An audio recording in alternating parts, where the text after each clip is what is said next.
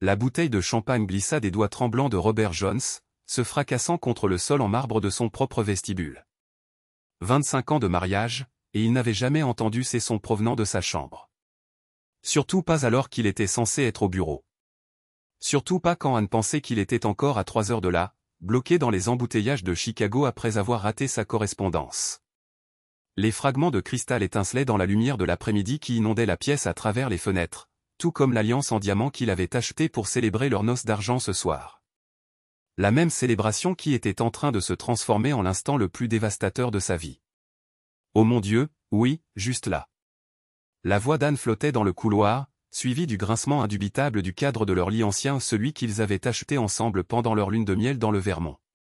Robert sentait ses jambes comme des piliers de béton. Sa mallette tomba de son autre main avec un bruit sourd. Le cadeau d'anniversaire surprise d'un week-end à Napa Valley lui apparut soudain comme une cruelle ironie. Il s'était précipité à la maison depuis l'aéroport, le cœur battant d'excitation, des fleurs dans une main, du champagne dans l'autre, prêt à surprendre la femme qui avait été tout pour lui pendant un quart de siècle. Les sons à l'étage devenaient plus intenses. Une voix d'homme, grave et inconnue, se mêlait au chuchotement haletant d'Anne. Sa brillante carrière de rédacteur en chef de magazine avait appris à Robert à remarquer les détails, à reconstituer des histoires à partir de fragments. Mais cette histoire était la dernière qu'il voulait lire. Son téléphone vibra. Un texto d'Anne, « Je travaille tard à l'agence ce soir. Ne m'attends pas, chérie. À demain pour notre grand jour. Cœur rouge. » L'horodatage indiquait 15h47. Il était maintenant 16h15, et sa femme n'était manifestement pas à l'agence de marketing où elle gravissait les échelons depuis 15 ans. Les mains de Robert tremblaient tandis qu'il sortait son téléphone et commençait à enregistrer. Non pas qu'il le veuille, mais parce que 25 ans de mariage lui avaient appris qu'Anne pouvait le convaincre que le ciel était vert si elle s'y mettait. Il avait besoin d'une preuve de ce qu'il entendait, sinon il passerait le reste de sa vie à se demander s'il avait tout imaginé. Les sons s'arrêtèrent brusquement. Des pas sur le parquet à l'étage. La douche qui s'ouvrait. Robert se déplaça comme un fantôme dans sa propre maison, chaque marche de l'escalier donnant l'impression d'une descente aux enfers. La porte de la chambre principale était entr'ouverte. À travers la fente, il pouvait voir des vêtements éparpillés sur le sol, la robe rouge d'Anne, celle qu'il avait complimentée ce matin, emmêlée avec un costume d'homme qu'il ne reconnaissait pas.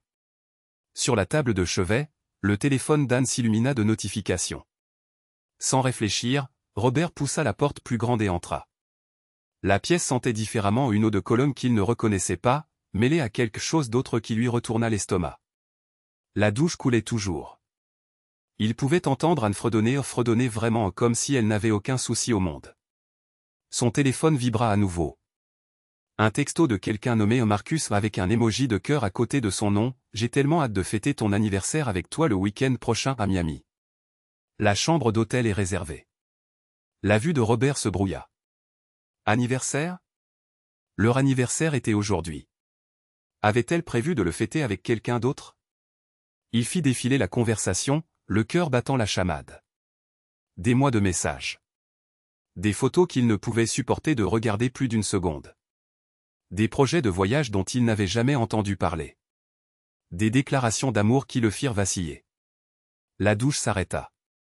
Robert empocha le téléphone d'Anne et recula silencieusement hors de la pièce, l'esprit en ébullition. Il avait besoin de réfléchir. Il avait besoin de respirer.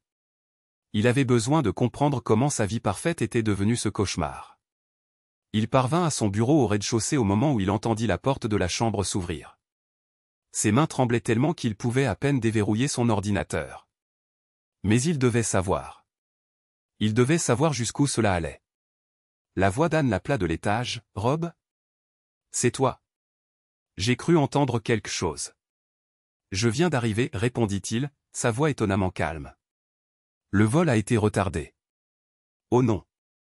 Je suis tellement désolé, chérie. Je prenais juste une douche. » Longue journée au bureau. Robert ferma les yeux. Même maintenant, elle lui mentait. Même maintenant, avec la preuve qui lui brûlait la poche, elle inventait une autre histoire. Il ouvrit son ordinateur portable et commença à chercher. Relevé de carte de crédit.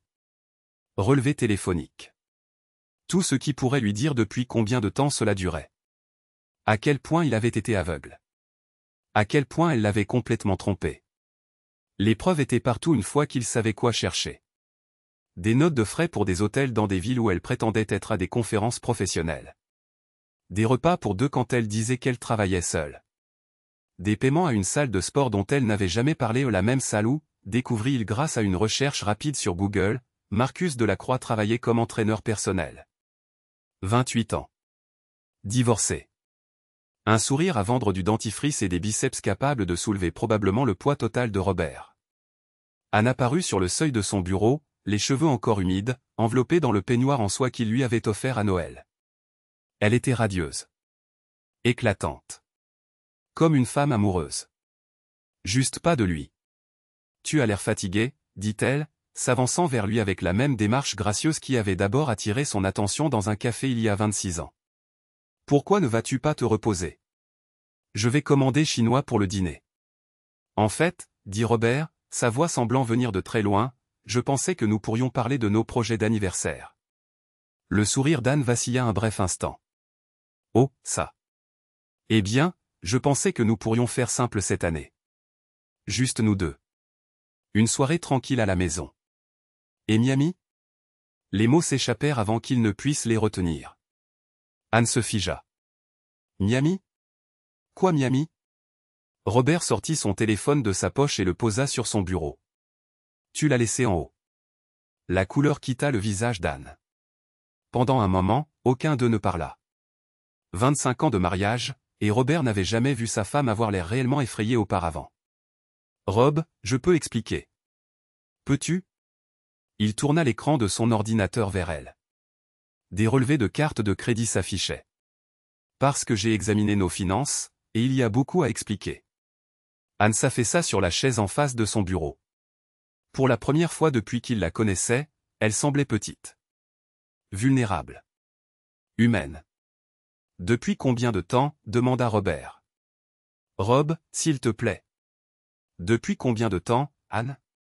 Elle ferma les yeux. 8 mois. 8 mois. Pendant qu'ils travaillaient tard pour se permettre le train de vie qu'elle souhaitait. Pendant qu'ils planifiaient leur célébration d'anniversaire. Pendant qu'ils se disaient chanceux d'avoir une femme aussi dévouée. Est-ce que tu l'aimes? La question flottait dans l'air comme de la fumée. Anne ouvrit les yeux et le regarda vraiment pour ce qui lui sembla être la première fois depuis des années. Oui, murmura-t-elle. Robert hocha la tête lentement. D'une certaine manière, l'entendre le dire était à la fois dévastateur et soulageant. Au moins, elle ne mentait plus. Et nous, demanda-t-il. Qu'en est-il de nous? Les yeux d'Anne se remplirent de larmes. Je n'ai jamais voulu que cela arrive. Je n'ai jamais voulu te blesser. Tu es un homme bien, Rob. Tu as été un mari merveilleux. Mais je ne suis pas heureuse. Je ne suis plus heureuse depuis longtemps. Robert se pencha en arrière dans sa chaise. 25 ans de mariage, et sa femme n'avait pas été heureuse. Comment avait-il pu ne pas le remarquer? Comment avait-il pu être aussi aveugle? Pourquoi ne me l'as-tu pas dit? Demanda-t-il. Pourquoi n'as-tu rien dit? Nous aurions pu essayer une thérapie. Nous aurions pu y travailler. L'aurions-nous fait? La voix d'Anne était à peine audible. À quand remonte la dernière fois où nous avons vraiment parlé, Rob? À quand remonte la dernière fois où tu m'as demandé comment j'allais? À quand remonte la dernière fois où tu m'as vraiment regardé comme tu le faisais avant? Robert ouvrit la bouche pour argumenter, mais les mots ne sortirent pas. Parce qu'elle avait raison. En cours de route, ils avaient cessé d'être amants pour devenir colocataires. Ils avaient cessé d'être partenaires pour devenir deux personnes qui partageaient un prêt immobilier et un nom de famille. Alors tu as trouvé quelqu'un qui te regarderait ainsi, dit-il.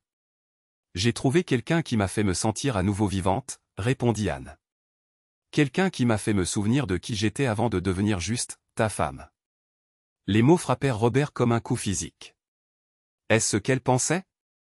Qu'être sa femme l'avait en quelque sorte diminué? J'ai soutenu ta carrière, dit-il.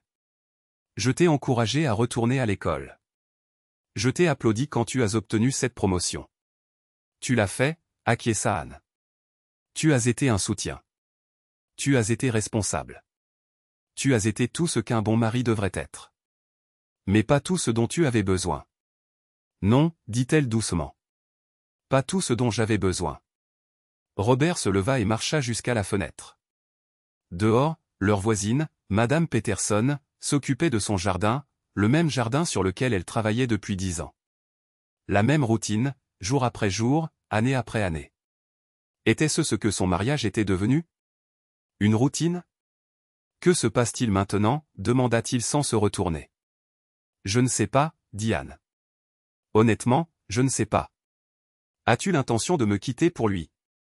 Le silence s'étendit entre eux comme un abîme. Robert se retourna pour faire face à sa femme. Elle fixait ses mains, faisant tourner son alliance autour de son doigt. J'y ai pensé, admit-elle. Et il a 28 ans, Rob. Il a toute la vie devant lui. J'ai 53 ans. J'ai des vergetures et des pas de doigts, un prêt immobilier et une carrière que je ne peux pas abandonner comme ça. Alors tu restes avec moi parce que je suis le choix pratique? Anne leva les yeux vers lui, les larmes aux yeux. Je reste parce que je ne sais pas comment partir. Parce que malgré tout, je me soucie de toi. Parce que l'idée de recommencer à mon âge me terrifie. Robert sentit quelque chose se briser dans sa poitrine. Tu restes parce que tu as peur. Pas parce que tu m'aimes. Je t'aime, tu sais, dit Anne. Mais pas de la façon dont tu mérites d'être aimé. L'honnêteté était brutale. Robert s'était toujours enorgueilli d'être un homme capable d'affronter la vérité, mais cette vérité-là était comme avaler du verre pilé. J'ai besoin d'air, dit-il en saisissant sa veste. Rob, s'il te plaît, ne t'en va pas. On doit en parler. On en parle depuis 25 ans, Anne. On ne le savait juste pas. Robert sortit par la porte d'entrée, en contournant prudemment la bouteille de champagne brisée.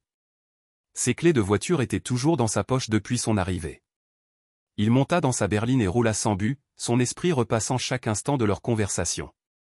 Avait-il vraiment été à ce point aveugle? Avait-il vraiment été un si mauvais mari? Il repensa aux premières années de leur mariage.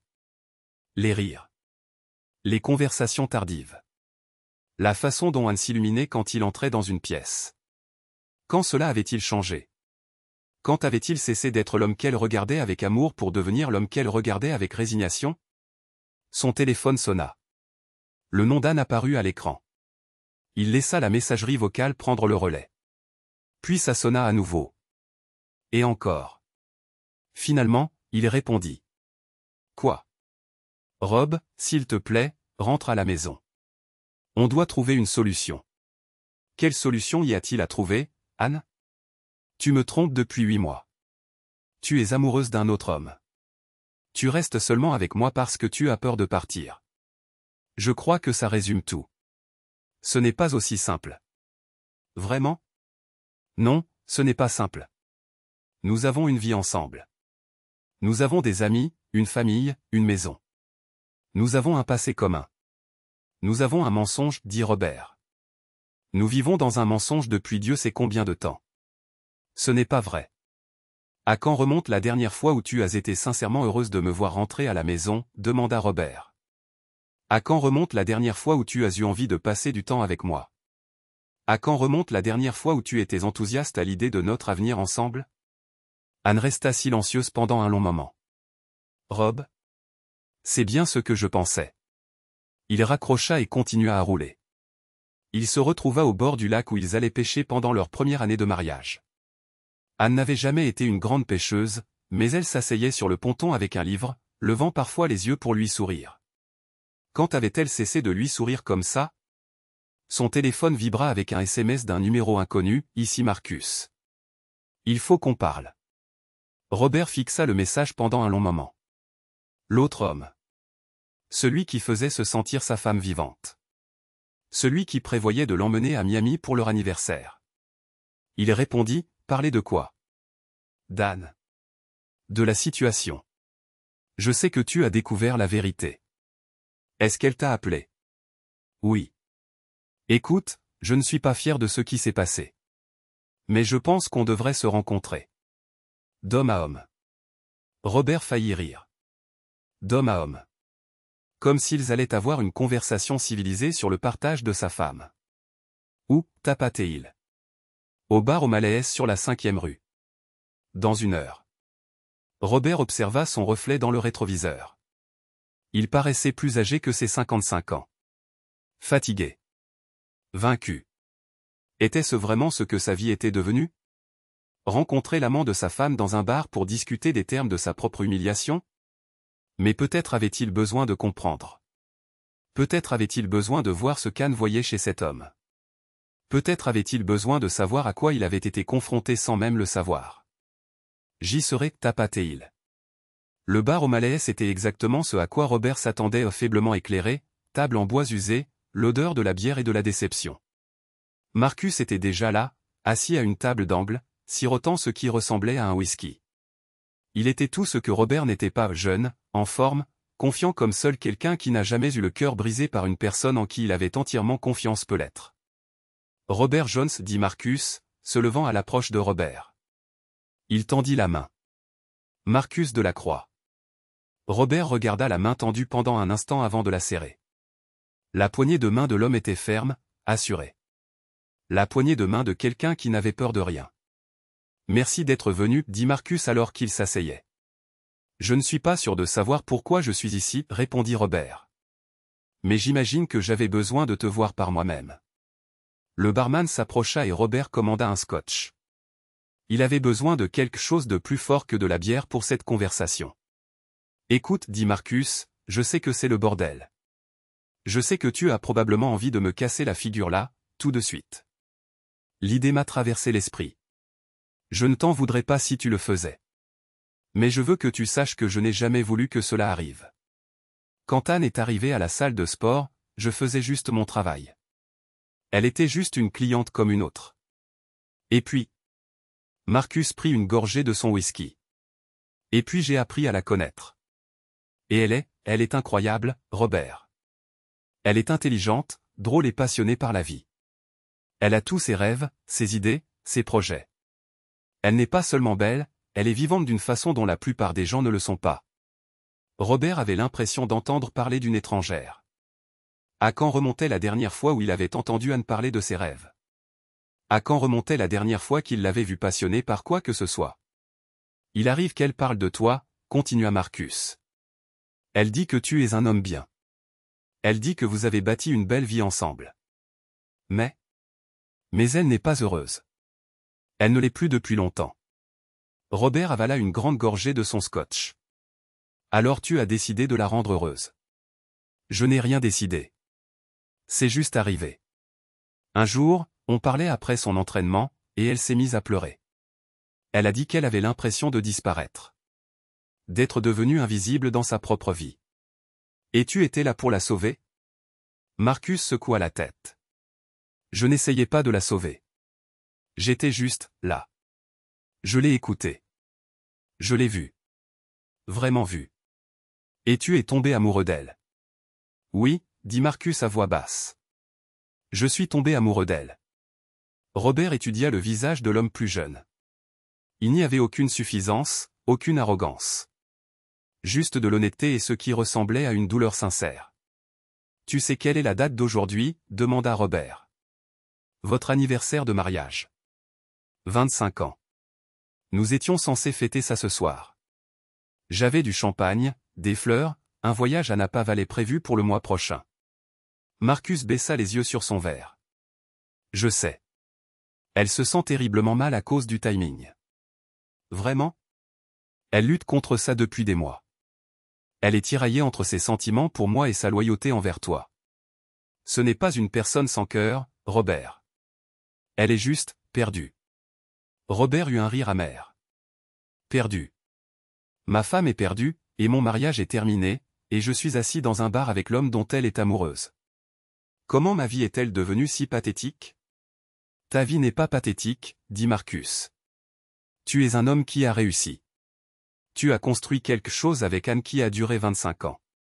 Ce n'est pas rien. Ce n'est pas suffisant, non plus. Non, concéda Marcus. Ce n'est pas suffisant. Ils restèrent silencieux pendant un moment, deux hommes qui n'avaient rien en commun, si ce n'est la femme qu'ils aimaient tous les deux. Qu'est-ce qui va se passer maintenant? Demanda Robert. Je ne sais pas, répondit Marcus. Anne est confuse. Elle ne sait pas ce qu'elle veut. Elle sait qu'elle ne me veut plus. Elle ne sait plus comment te vouloir, rectifia Marcus. Il y a une différence. Robert le regarda fixement. Qu'est-ce que tu veux dire? Elle m'a parlé des débuts de votre mariage. À quel point vous étiez amoureux. Comment vous passiez des nuits entières à discuter. Comment vous vous surpreniez avec de petites attentions. Comment vous vous faisiez rire. C'était il y a longtemps. Pourquoi ça s'est arrêté? Robert ouvrit la bouche pour répondre, puis la referma. Pourquoi ça s'était arrêté? Quand avait-il cessé d'essayer de s'impressionner l'un l'autre? Quand avait-il cessé d'être curieux des pensées et des rêves de l'autre? La vie est passée, dit-il finalement. Le travail, les prêts immobiliers, les responsabilités. Nous avons grandi. Ou vous vous êtes éloigné. C'est la même chose. Vraiment? Marcus se pencha en avant. Écoute, je sais que c'est bizarre, que je te donne des conseils conjugaux sur ta propre femme. Mais je tiens à Anne.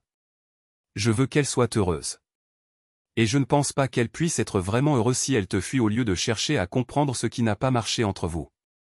Robert fixa l'homme plus jeune. Tu es sérieusement en train de me suggérer de me battre pour ma femme? Contre toi. Je te suggère de chercher à savoir si tu as envie de te battre pour elle. Parce que si c'est le cas, tu dois savoir qu'elle n'est pas inaccessible. Elle est juste restée sans être touchée. Robert termina son scotch et se leva. Je dois rentrer chez moi. Robert, l'appela Marcus. Pour ce que ça vaut, je suis désolé. Je n'ai jamais voulu te faire du mal. Robert se retourna. Mais tu m'as fait du mal. Tu as pris quelque chose qui m'appartenait. Ce n'est pas une possession, dit Marcus calmement. C'est une personne qui était seule et qui cherchait du lien. Si tu n'avais pas été si occupé avec ta propre vie, peut-être qu'elle n'aurait pas cherché ailleurs. Les mots frappèrent Robert comme une gifle. Parce qu'ils étaient vrais.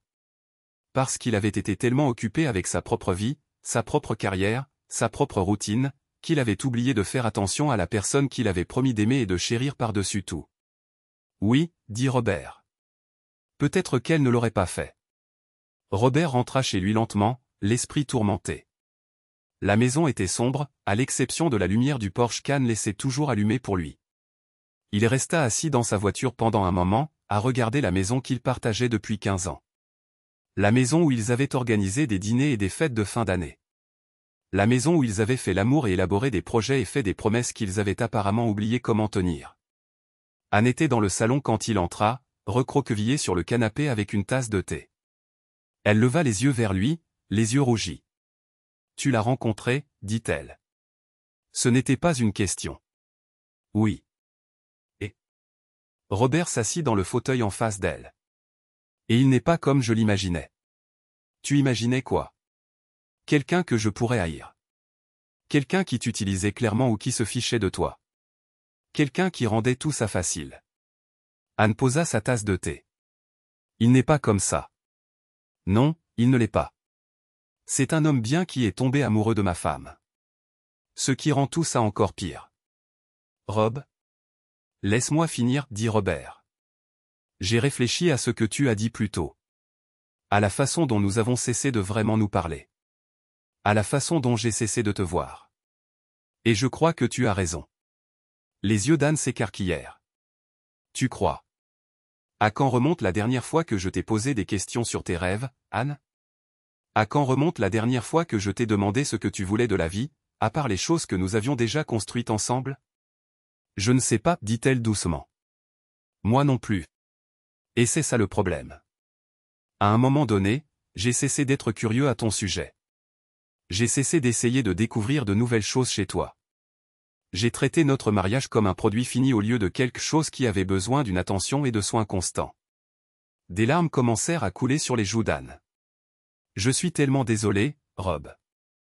Je suis tellement désolé pour tout ça. Je suis désolé aussi, dit Robert. Je suis désolé que tu aies eu l'impression de devoir chercher ailleurs ce que tu aurais dû obtenir de moi. Ça n'excuse pas ce que j'ai fait. Non, ça ne l'excuse pas. Mais ça l'explique. Ils restèrent silencieux un instant, le poids de 25 années de négligence accumulée s'installant entre eux. Qu'est-ce qu'on fait maintenant? Demanda Anne. Je ne sais pas, admit Robert. Je ne sais pas si on peut réparer ce qui est cassé entre nous. Je ne sais pas si tu veux essayer. Je ne sais pas si je peux surmonter le fait que tu sois amoureuse de quelqu'un d'autre. Je ne sais pas non plus. Mais je sais que je t'aime toujours, continua Robert. Et je sais que je ne veux pas te perdre sans au moins essayer de comprendre ce qui n'a pas marché et si ça peut être réparé. Anne le regarda avec surprise. Tu veux essayer de sauver notre mariage? Je veux essayer de nous sauver. Que ce soit en tant que couple marié ou en tant que deux personnes qui peuvent se souvenir pourquoi elles sont tombées amoureuses au départ et qui peuvent se séparer avec dignité et respect. Et Marcus? Robert prit une profonde inspiration. Tu devras choisir. Je ne peux pas rivaliser avec lui tout en essayant de renouer avec toi. Si tu veux essayer de reconstruire ce que nous avions, tu devras rompre avec lui. Si tu n'es pas prête à le faire, alors nous devrions commencer à parler de la façon de mettre fin à ce mariage aussi gracieusement que possible. Anne essuya ses yeux. Tu me poses un ultimatum. Je te donne un choix. Un vrai choix. Pas un choix basé sur la peur, la sécurité ou ce qui est pratique. Mais un choix basé sur ce que tu veux vraiment. Et si je ne sais pas ce que je veux? Alors prends le temps de le découvrir. Mais prends-le ailleurs. Je ne peux pas te regarder essayer de choisir entre moi et un autre homme sous le même toit. Anne hocha lentement la tête. C'est juste. Je vais séjourner dans un hôtel pendant quelques jours, dit Robert. Te donner de l'espace pour réfléchir. Quand tu seras prête à parler, appelle-moi. Rob, dit Anne alors qu'il se levait. Je t'aime vraiment. Peut-être pas comme avant, mais je t'aime vraiment. Je sais, répondit Robert. Et peut-être que c'est suffisant pour construire quelque chose. Ou peut-être que ça ne l'est pas. Mais au moins, nous saurons que nous avons essayé. Robert passa 3 jours au Marriott du centre-ville, se plongeant dans son travail et essayant de ne pas penser à ce qu'Anne pourrait décider. Il avait dit à son assistante qu'il prenait du temps pour lui, mais il répondait toujours aux emails et prenait des appels. Le travail était la seule chose qui lui semblait encore normale. Le 4e jour, Anne appela. « Peux-tu rentrer à la maison ?» demanda-t-elle. « Je suis prête à parler. » Le cœur de Robert battit à tout rompre alors qu'il rentrait chez lui. Il n'avait aucune idée de ce qu'Anne avait décidé. Il s'était préparé à l'un ou l'autre des résultats, mais il n'était pas sûr de s'être suffisamment préparé. Anne l'attendait dans le salon, mais elle avait l'air différente. Plus calme. Plus sereine qu'elle ne l'avait été depuis des mois. « J'ai rompu avec Marcus, dit-elle sans préambule. Robert ressentit un mélange de soulagement et d'appréhension. « Comment te sens-tu par rapport à ça ?» Triste, dit Anne honnêtement. Je tenais à lui. Je l'aimais probablement. Mais j'ai réalisé quelque chose pendant ton absence. Quoi donc? J'ai réalisé que ce que je ressentais pour lui ne le concernait pas seulement lui. Il s'agissait de me sentir désirée, intéressante et vivante. Il s'agissait de sentir que quelqu'un voulait me connaître, pas seulement vivre avec moi. Robert acquiesça. Et j'ai réalisé que je ressentais ça avec toi avant. Nous étions curieux l'un de l'autre. Nous nous surprenions l'un l'autre. Nous nous faisions rire jusqu'à avoir mal au ventre. C'est vrai. Je veux essayer de retrouver ça, dit Anne. Pas parce que j'ai peur d'être seule, et pas parce que c'est la chose pratique à faire. Mais parce que je me suis souvenu de ce que ça faisait d'être vraiment heureuse avec toi, et je veux voir si nous pouvons reconstruire ça. Robert sentit quelque chose se relâcher dans sa poitrine. Tu es sûr? Je ne suis sûr de rien, répondit Anne. Mais je suis prête à essayer si tu le es. Robert s'assit à côté d'elle sur le canapé. Je pensais à ce que Marcus m'a dit.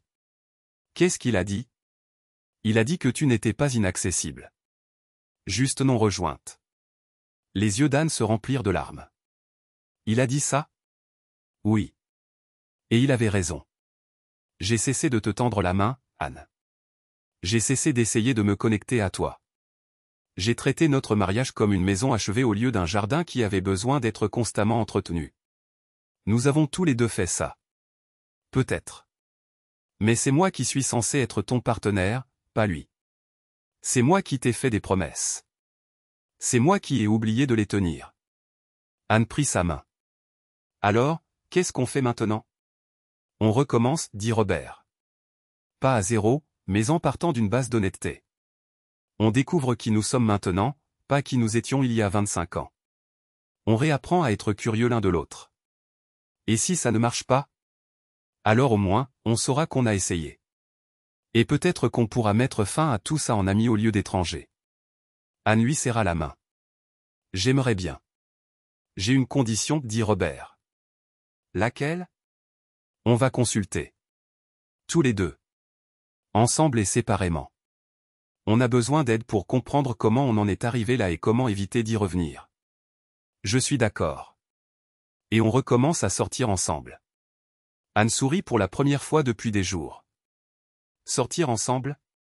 À quand remonte la dernière fois que je t'ai emmené à un vrai rendez-vous? À quand remonte la dernière fois qu'on s'est mis sur notre 31 et qu'on est allé dans un endroit sympa pour parler d'autre chose que du travail, des factures ou de l'entretien de la maison? Honnêtement, je ne m'en souviens pas. Alors on commence par ça. On commence par se rappeler comment se faire la cour. Anne se pencha et l'embrassa doucement. C'était la première fois qu'elle l'embrassait avec une affection sincère depuis des mois. Je t'aime, Rob, dit-elle. Je veux réapprendre à être amoureuse de toi. Je t'aime aussi, répondit-il. Et je veux apprendre à être le genre d'homme dont tu peux retomber amoureuse. Épilogue, 6 mois plus tard. Robert ajusta sa cravate et vérifia son reflet dans le miroir de la salle de bain.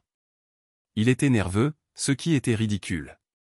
Il était marié à cette femme depuis 25 ans et demi, et il était nerveux à l'idée d'un rendez-vous. Mais c'était bien le but. Il sortait avec sa femme.